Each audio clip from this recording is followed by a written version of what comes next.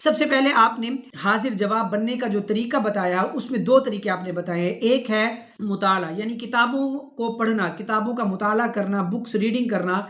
इससे जो है इंसान हाजिर जवाब होता है। जो इंसान जितना ज़्यादा मुताला करता है उसका ज़ाहिर है कि उसकी ऑब्जर्वेशन बढ़ती है, उसका मुशाहदा बढ़ता है, उसका यूँ समझिए कि तजर्बा भी बढ़ता है। और इसी तरह ज़ख़ीरा अल्फाज जो है, वोकैबुलरी, उसका भी ख़जाना उसके हाथ आता है। तो इस तरह वो बहुत अच्छी तरीके से जवाब दे सकता है। तो एक जो मुताला है किताबों का, ये इंसान को हाजिर जवाब बनाता है। और नंबर दो, अक्लमंद और हाजिर जवाब लोगों की सोहबत। आप जितना इंटेलेक्चुअल लोगों के साथ बैठेंगे, उनको सुनेंगे, उनको पढ़ेंगे, उनकी सोहबत में रहेंगे, इस तरह आपकी अक्ल में भी इजाफा होगा और आप भी हाजिर जवाब बन सकेंगे।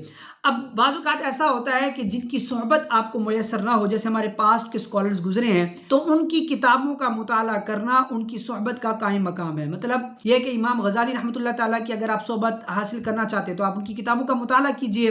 इसी तरह इमाम इब्न जौज़ी हैं, इमाम जलालुद्दीन सुयूती हैं, बड़े बड़े आइमा कराम जो गुजरे हैं, अगर आप उनकी सोहबत जो है वो हासिल करना चाहते हैं तो उनकी सीरत पढ़ें और उनकी किताबों का मुताला करें। तो इस तरह आपकी अक्ल में भी तेज़ी आएगी।